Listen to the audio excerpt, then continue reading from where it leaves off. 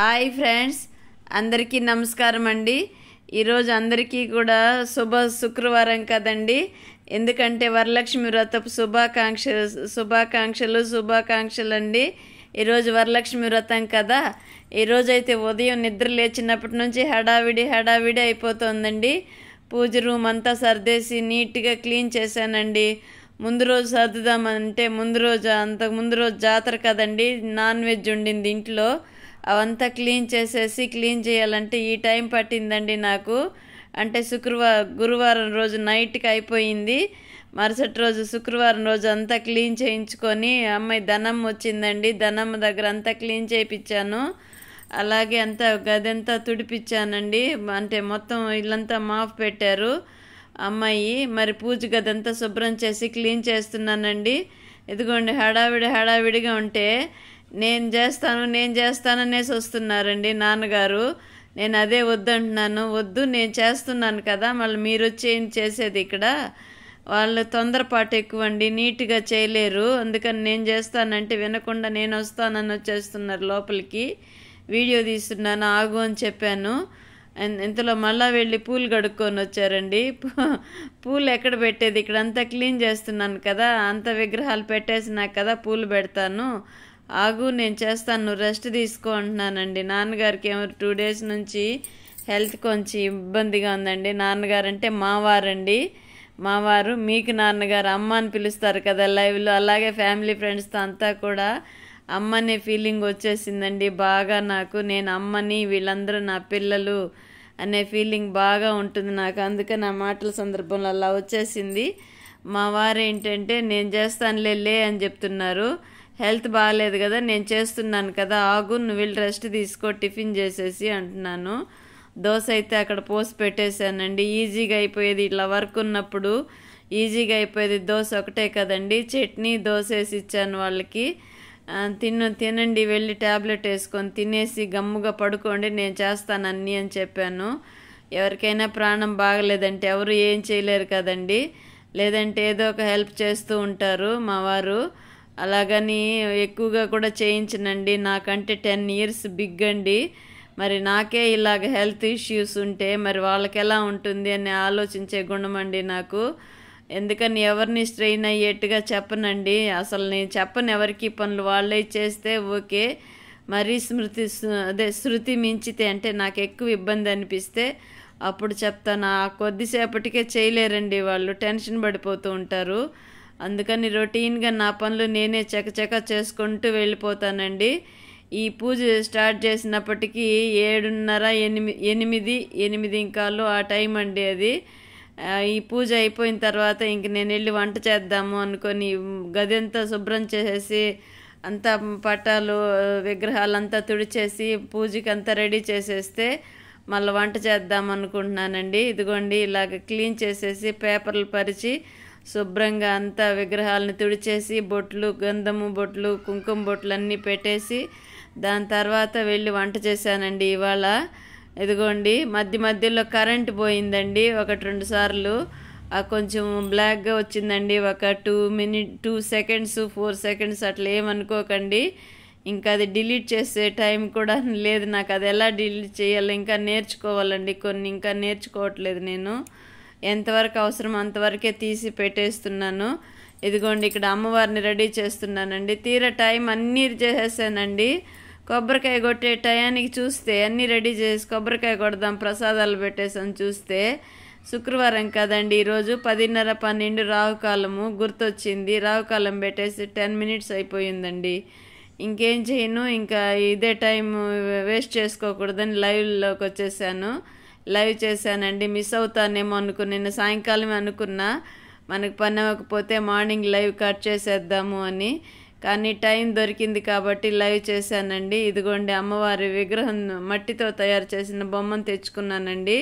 అంటే కలసం కాయ పెట్టి అందులో ఆ బొమ్మని దారం పెట్టి కట్టేసి బ్లౌజ్ చీరలాగా కట్టానండి. దారం పెట్టి చీరలాగా చుట్టాను. మా అత్తగారు ఇలాగే చేసేవాళ్ళండి. నేను కూడా సెంటిమెంట్లు వదలకుండా అలాగే చేసుకుంటూ వస్తున్నాను. ఇలాగ మా కోడలుంటే అమ్మాయి చేసేవాళ్ళండి పూజ. అమ్మాయి దూరంగా ఉంది కదా, నాకైతే వంటలు చిన్నవి అందించేదాన్ని, కానీ మొత్తం అమ్మాయే చేసేసేది. ఇదిగోండి కరెంట్ పోయింది కదా, అందుకని గబుక్కని ఆపుతున్నానండి, డార్క్గా వస్తుందని. అదిగోండి ఇంకా పూజకి అన్నీ రెడీ లైవ్ అయిపోయిన తర్వాత అండి ఇదంతా కూడా, కాదు సారీ లైవ్ అవ్వకముందండి ఇవంతా. ఇంకా టైం ఉంది కదా, లైవ్ కొబ్బరికాయ కొట్టేసి లైవ్ చేద్దామని అన్నీ రెడీ చేస్తున్నానండి. నేను మధ్యలో టైం చూసుకొని ఉంటే సరిపోయింది, ఇంకొంచెం స్పీడ్గా చేసేసి అయిపోగొట్టేసి ఉండొచ్చు. కానీ నేను గమనించలేదండి, టైం ఉంది కదా అన్నట్లుగా మెల్లగా ఓపికగా పద్ధతిగా చేసుకుంటూ పోతున్నాను. ఇదిగోండి చీరలు 2 పెట్టానండి, కోడలికి నాకు అని. నాది కాటన్ చీర అండి, అమ్మాయికి ఫ్యాన్సీ చీర. ఆడపడుచులకైతే దీపావళికి పెడతామండి, చిన్ని నోములకు పెట్టము. ఉంటే పెట్టచ్చండి, కానీ నాకు అత్తగారు అలవాటు చేసిన పద్ధతి ఏంటంటే సంవత్సరానికి ఒకసారి ఇవ్వడము. అలాగా మధ్యలో ఎవరినో ఏదన్నా సందర్భం అయినప్పుడు లేదా ఇంట్లో ఉన్నాయంటే ఇచ్చి పంపిస్తూ ఉంటాను. అది వేరే విషయం లేండి, అవన్నీ చెప్పుకోకూడదు కదా, మనం గొప్పలు పోయినట్టు ఉంటుంది. అలాగుండదండి నాకు. నా చెల్లెళ్ళలాగే చూస్తాను, వాళ్ళని కూడా అదే విధంగా డీల్ చేస్తాను. నా అక్కలు నా చెల్లెళ్ళలాగానే వాళ్ళతో ఉంటానండి. నేను ఆడపడుచుల లెక్కన ఎప్పుడు చూడను, వాళ్ళని ఫ్రెండ్లీగా ఉంటాను. మొదటి ఇద్దరిని అమ్మ అమ్మ అని పిలుస్తాను, లాస్ట్ నాకంటే చిన్నగా ఉండొచ్చు అమ్మ వారి చెల్లెలు, అమ్మాయిని మాత్రం పేరు పెట్టి పిలుస్తానండి. అందరం హ్యాపీగా ఉంటామండి. కాకపోతే నేను చేయలేని సమయాల్లో వాళ్ళని పిలవలేకపోతున్నాను, పిలిస్తే అందరూ వస్తారండి, హ్యాపీగా ఉంటుంది, హ్యాపీగా ఎంజాయ్ చేస్తాం. వాళ్ళు వచ్చి వెళ్ళారంటే నాకు నా మనసు బాగోదు, అయ్యో వెళ్ళిపోయారే అనిపిస్తూ ఉంటుంది. కానీ వచ్చేటప్పటికి నేను చేయలేకపోతే ఇబ్బంది కదా, వాళ్ళు వచ్చేది అమ్మగారింటికి, ఏదో కొంచెం రెస్ట్ ఉండాలి కదా, ఇక్కడికి వచ్చి వాళ్ళే వండుకొని తినాలంటే ఎలాగా అని నా బాధ అండి, అంతే, ఇంకేం లేదు. వస్తే ఏదో ఒకటి చేస్తూ ఉంటారు, చేయడానికి కాదండి, పనులైతే చేస్తుంటారు. కానీ నేను కూర్చొని ఎక్కువసేపు గడపలేనండి వాళ్ళతో, అదే ప్రాబ్లం. ఎటు పడితే అటు కూర్చోవాలి వాళ్ళతో, అందరూ గ్రూప్గా ఉంటారు కదా, నా అందుబాటులో నా సౌకర్యానికి తగినట్టు నేను కూర్చోలేను. ఒక్కొక్కసారి ఎటు పడితే అటు కూర్చుంటాను. అదేమవుతుందంటే డిస్క్ ప్రాబ్లం, నెక్ ప్రాబ్లం ఎక్కువైపోయి వాళ్ళు ఉండగానే రెస్ట్లోకి వెళ్ళిపోతున్నానండి. నేను బాగా అబ్జర్వ్ చేస్తున్నాను, వాళ్ళు వచ్చినప్పుడు వాళ్ళు ఉండగానే నా వల్ల కాకుండా వచ్చి పడుకునేస్తున్నాను. అంటే బాడీ ఇంట్లోనే ఉంటే, ఇంట్లో వాళ్ళతోనే ఉంటే ఒక సిస్టమేటిక్గా పోతానండి. కొత్త వాళ్ళు వచ్చారనుకోండి, వాళ్ళకి సౌకర్యం కోసం నేను కొన్ని నా సౌకర్యాలు వదులుకుంటాను, కింద కూర్చునేస్తాను, వంగి లేస్తాను, ఎటు పడితే అటు కూర్చుంటాను. ఆ ఇబ్బందులు ఏమవుతుందంటే బాడీ మీద స్ట్రెస్ ఎక్కువైపోయి బాగా సిక్ అయిపోతున్నానండి. అది మొదటి ప్రాబ్లం నాకు, మొదటిది ఆఖరిది కూడా అదే ప్రాబ్లము. ఇలాంటి ఫెస్టివల్స్ కూడా పిలిస్తే ఉంటారండి, అందరూ వస్తారు చేస్తారు, కానీ వాళ్ళతో గడపాలంటే మా వారు గడపలేరండి. ఏదో 1-2 మాటలు మాట్లాడేస్తారు, వాళ్ళు ముందు నుంచి అంతే. ఆయన ఫ్రీగా ఉండరండి ఎవరితో కూడా, రిజర్వ్డ్ టైపు. వచ్చి రెస్ట్ తీసుకునేస్తారు, పడుకునేస్తారు. ఇంక నేను వాళ్ళందరితో అన్నీ మంచి చెడ్డలన్నీ మాట్లాడుతూ అలా గంటలు కూర్చుంటూ ఉంటాను కదా, అది కొంచెం సిక్ అయిపోతాను. ఈ వరలక్ష్మి వ్రతం అయితే అందరూ చేసుకుంటారులేండి, అది వేరే విషయము. లేని సమయాల్లో కూడా పిలిస్తే అందరూ వస్తారండి. ఒక్కొక్కసారి అంటే ఎవరైనా వాళ్ళ బంధువులు రిలేటివ్స్ ఎవరైనా చనిపోయినా అలాగుంటే చేసుకోరు కదండి, అలాంటప్పుడు పిలిస్తే వస్తారండి. అన్నీ బాగా చేసుకుంటాం. నాకు హెల్త్ బాగలేకపోయినా వచ్చేస్తారు, అందరూ వచ్చి చేస్తారు. కానీ నేను చేసే ఇంట్లో వాళ్ళు చేయలేరండి. ఎక్కడెక్కడ ఏమేమి ఉన్నాయి అన్నీ సిస్టమేటిక్గా జరగాలంటారు మా వారు. వాళ్ళు మన పద్ధతుల్లో తెలిసి ఉండవు కదా, వచ్చినప్పుడు నేను వాళ్ళని చేయనివ్వను, అన్నీ నేనే చేస్తుంటాను కాబట్టి. ఇదిగోండి పక్కన బిల్డింగ్ సౌండ్ చూడండి. భోజనం టైం అయిపోయింది, వాళ్ళకి వచ్చి భోజనం చేసేసి వచ్చేసారు కదా, పని చేస్తున్నారండి. ఈరోజు కూడా మెషినరీ సౌండ్ చూడండి, టైల్స్ వేస్తున్నారు వాళ్ళు, ఆ టైల్స్ సౌండ్ అండి. ఇదిగోండి అమ్మవారిని అలంకరించేశాను, పసుపు ముద్ద విఘ్నేశ్వరుణ్ణి పెట్టానండి. నేనేదో నా ఫ్యామిలీ విషయాలు చెప్తూ పూజ గురించి చెప్పడం మర్చిపోయాను. అమ్మవారిని అలా బొమ్మ పెట్టానండి.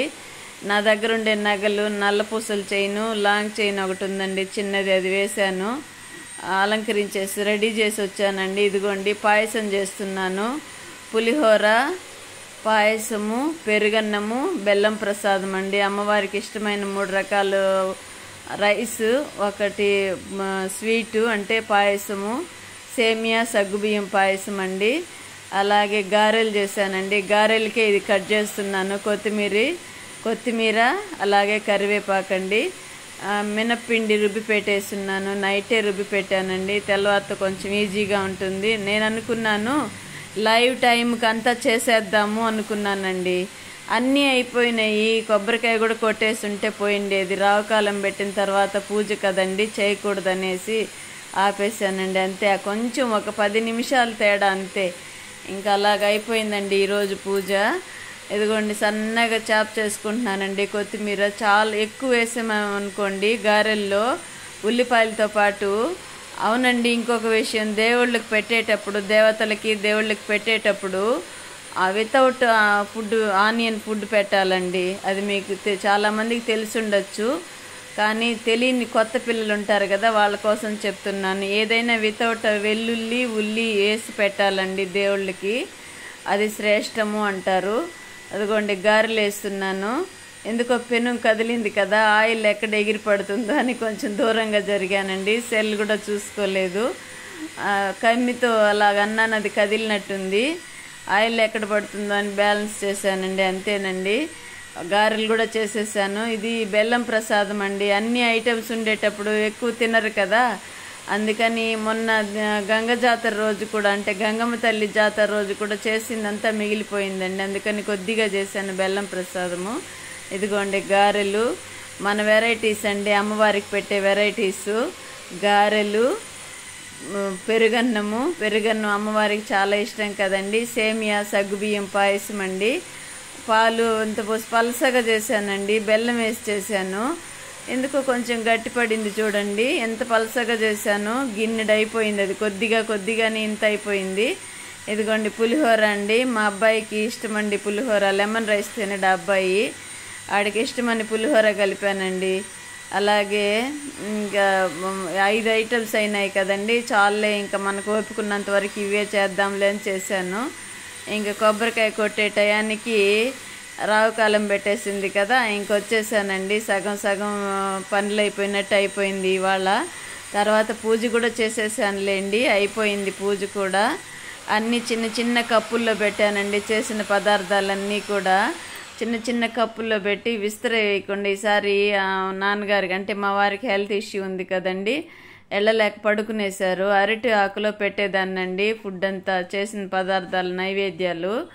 ఆయన పడుకునేశారని కొత్త కప్పులు ఉంటే ఆ కప్పుల్లో పెట్టానండి ప్రసాదాలంతా. ఇదిగోండి ఇలాగ అలంకరించాను. వెండి తామర పువ్వులండి, అవి అమ్మవారి ముందు పెట్టాను కదా, అవి 3 years బ్యాక్ తీసుకున్నానండి. అమ్మవారి ముందు పెట్టడానికి బాగుంటాయి అనేసి. ముఖ్యమైన రోజుల్లో పెడతాను, మిగతాప్పుడు బీరువాలో పెట్టేస్తానండి.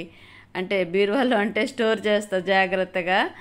ఇదిగోండి పూజ గది ఇలాగుందండి. పూజ అయిపోయే టయానికి ఎంత అందంగా ఉందో కదండి. అలంకరిస్తే, అమ్మవారిని అలంకరించి దీప నైవేద్యాలు పెట్టామంటే ఎంతగా అమ్మవారు ఆశీర్వదిస్తారని అనిపించేట్టుగా ఉంటుంది కదండి. అక్షింతలు కలిపాను పక్కన. అదిగోండి హారతి కూడా ఇచ్చేసానండి. హారతి ఇచ్చేసి ఇంక అన్నీ నేనే చూసుకోవాలి కదా, వీడియో తీయలేరండి మా వారు, ఇటు అటు తిప్పేస్తారు, స్ట్రైట్గా ఉంచరు. అందుకని నేనే తీసాను. నచ్చితే ఒక లైక్